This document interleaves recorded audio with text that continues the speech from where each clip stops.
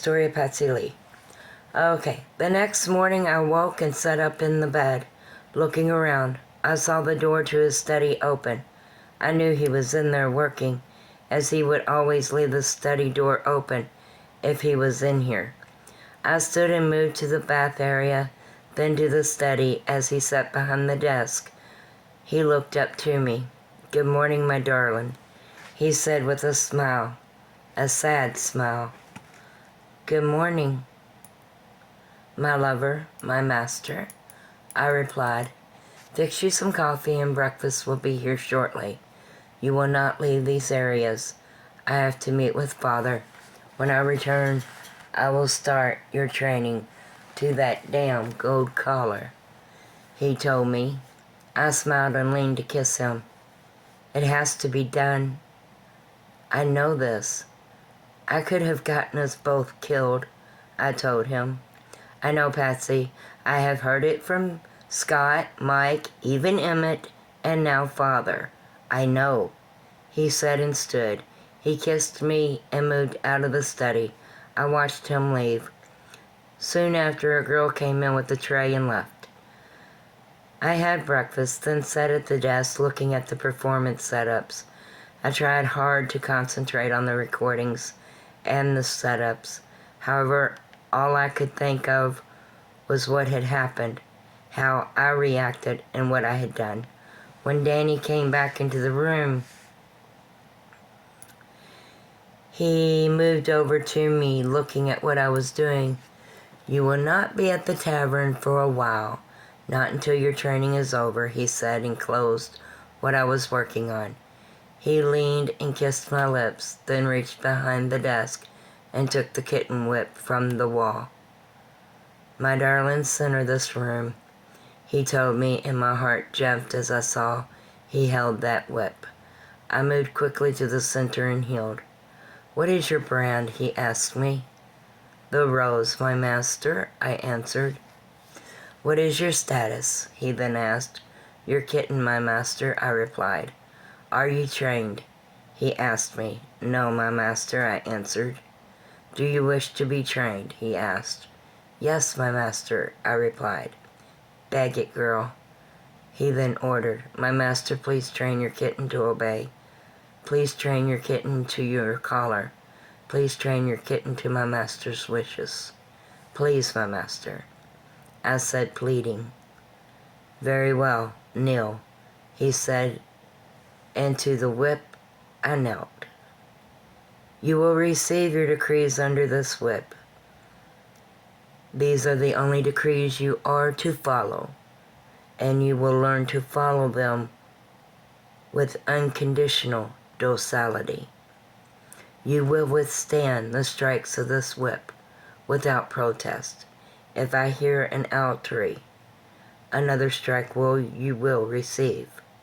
Do you understand me?" Danny asked, speaking sternly.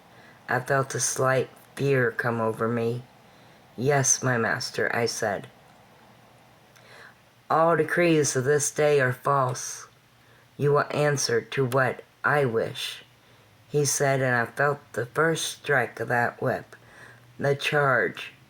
First time in my life, I cried out as the sting was felt on my back and the charge went through my entire body.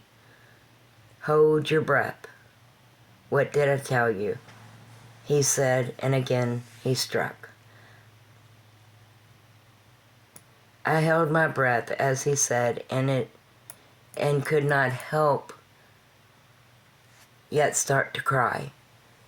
"You have no name until after this training is complete," he said, and struck. I held my breath as he said. It was harder to cry out when one is holding their breath, and I listened to his words. "You will address me as my master and yourself as my girl by saying, 'Your girl,'" he said, and again struck. And I continued to hold my breath, only letting it out once I felt the charge. And as he spoke, after he finished, I held my breath once again. You will not walk in my presence. You will remain on all fours. You will heal at the snap of my fingers and kneel at the sound of your whip, he said and struck. You will ask to speak, and you will only speak to me if I am present, unless told otherwise, he said and struck. I laid there crying. I hoped this soon would be over. My back was on fire, and I could not believe the pain I was in. You will eat only as I instruct. Drink as well. You will not make a move without my allowance, he said and struck. If you are displeased, you will beg forgiveness. If I strike you, you will beg forgiveness. At the sound of the whip, you will kneel and beg discipline, he said and struck. Never question what I say or do, and never perjure yourself unto me, he said and again struck. My name is General Executive Prince Daniel Leon Humberg. My residence is the Palace of Devar, Kingdom of Atlantis. I am of the Sultan's circle. Your duty is unconditional docility, which means you are to be easy for me to handle or to control. This, by the end of your training, you will be. Any and all other decrees not said here, you will learn as you achieve, which are referred to as the Master's decrees. And they're not always consistent. He said and struck twice. I heard the sound of his fingers snap. I was crying hard and my back hurt so bad. I healed as quickly as I could. I watched as he replaced the whip and moved behind his desk. I will not show leniency to you while you are in training. Any and all mistakes will result in discipline. Now come to me, he said, pointing to his feet. I moved over to him and back. I crawled over to him and back into a heel.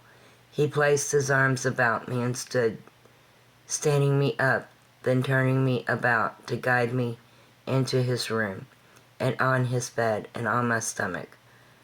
I then felt him place cream on my back, and the pain subsided. Thank you, my master, I said softly in gratitude to him. I felt his hand across my bottom. It stung, and I made a cry as he struck me. Do not speak at all unless you ask. The only words you will say without allowance is those in which I told you. What are they? Do you remember? He said sternly, and tears came to my eyes. Forgive your girl, my master. Please discipline your girl, my master, I said. Those were the words he had said. Very good, girl. Now to your ring, he said, and I moved off the bed, looking to the diner ring. I saw there was now a padded rug around it. I looked to him as tears formed, even more in my eyes. May your girl speak, I asked. What is it? He then said. Your girl may not sleep with her master, I asked, and to my surprise, he moved over to me. Then I was struck across the face. Forgive your girl, my master, I cried obediently. You are not and will not question me. Girl, you once told me word in the palace was that Prince Daniel was cruel and harsh. Do not force my hand for you to see this is true.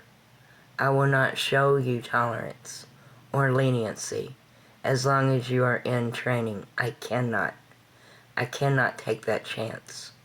Do not ever again question me without begging forgiveness before and discipline afterwards. Danny said, and I could not believe this was the same Danny Lee. I laid at the ring and felt a covering go over my body. You will not emerge from this covering or make a sound unless it is removed, he informed me. I said nothing as he laid the covering over me, and I just laid there thinking of the words he had said in the study. and also just now. I knew I loved him. Lord, I was insane. I had to withstand this training. He had to train me. I could and would survive it. I would not lose my love for him. I could not. My freedom was his. He could do with me as he wished. This is what he wished, and also what I needed.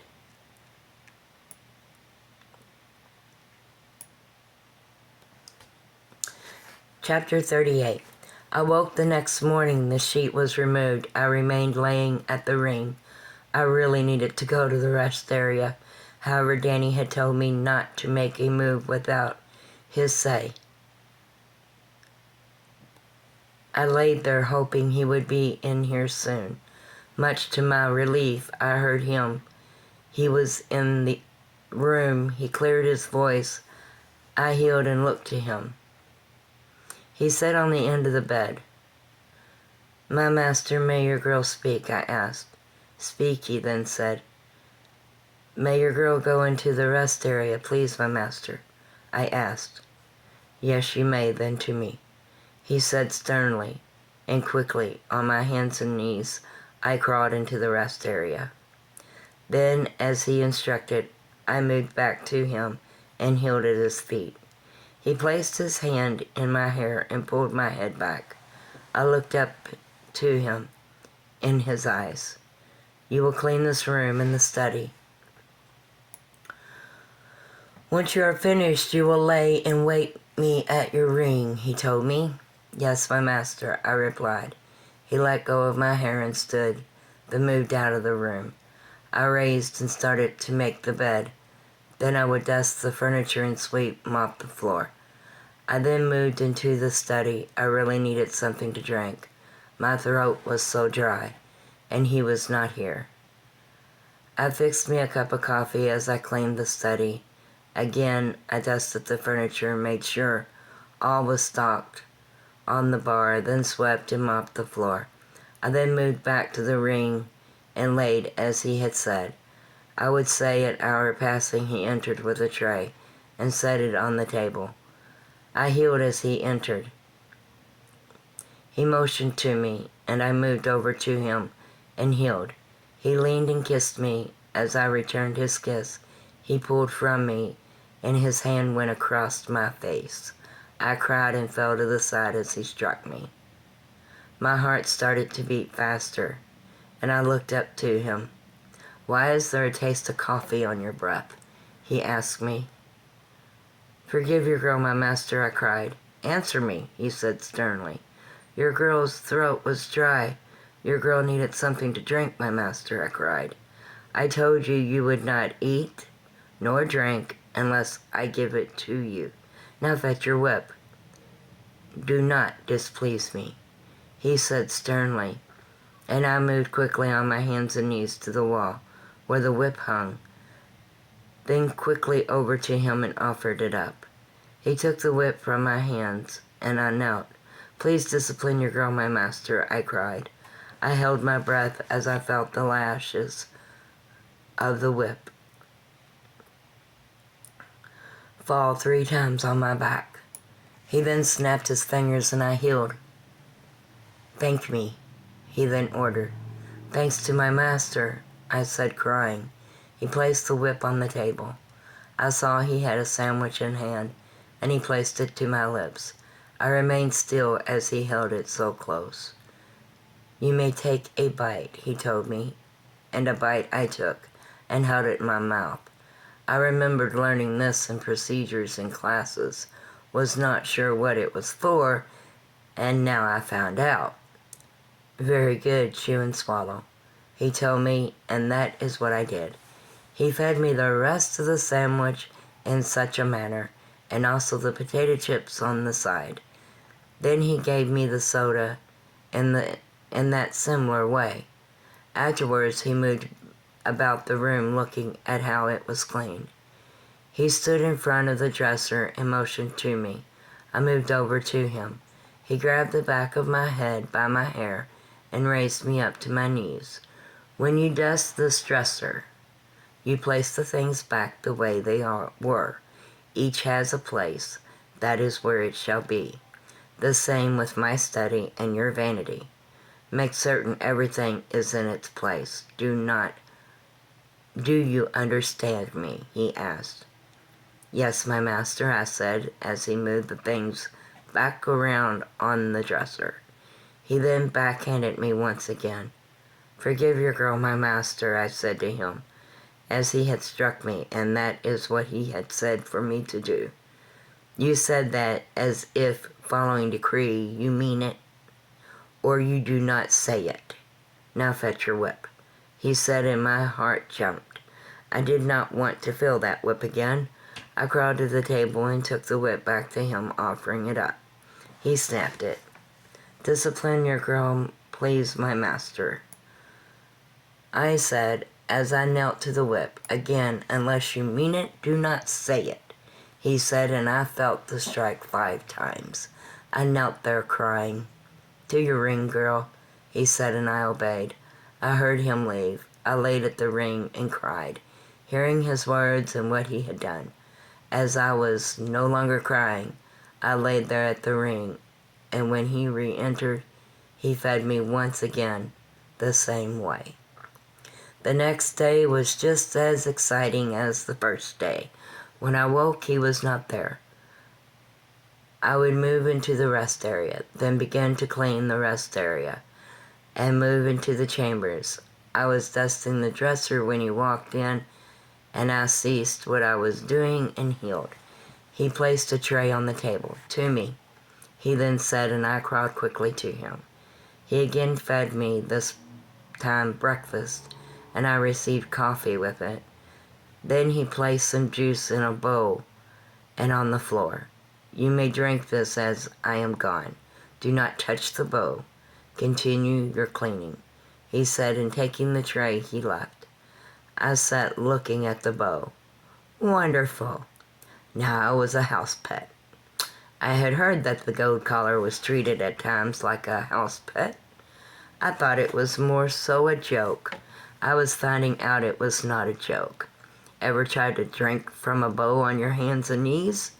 You earn great respect for animals once you attempt it.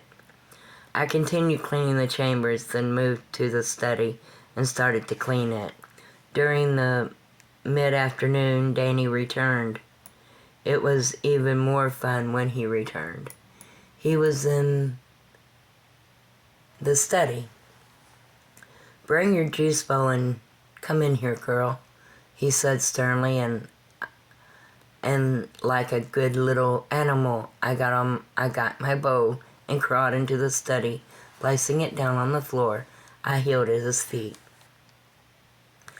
Give me the bowl, he said, and I offered it up. I then watched as he set a plate with diced chicken, potatoes, and corn on the floor, and a bowl of soda. You will eat on your hands and knees. When you are finished, place the dishes back on the tray and position at the bar, he told me, and I said nothing as I continued to obey, and that was an adventure on its own. I knew I had food all over my face. One cannot eat as I did and remain clean. Again, you gain great respect for animals after attempting this. I placed the dishes as he said and positioned by the bar as he said.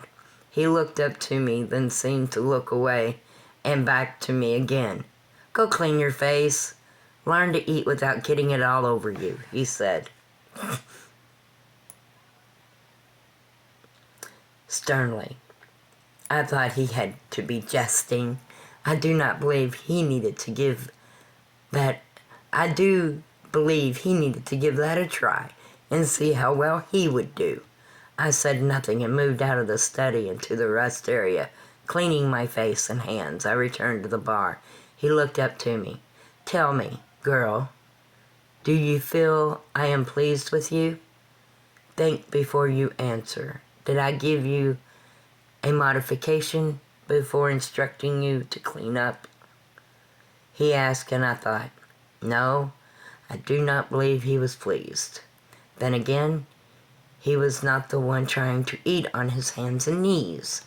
My master, it is not easy to eat on one's hands and knees without making a mess of oneself. Why would my master be displeased? I asked honestly, and well, that was not the right or best answer. Fetch your whip was his next order, and the whip I fetched and knelt to it. I did not beg to be disciplined, as I did not feel I deserved it. Still, as I knelt, I was struck 5 times. I knelt crying. Go to your ring, he ordered, and to the ring is where I moved. Learn that if you displease me, you deserve discipline, for I keep you with me and do not place you from me.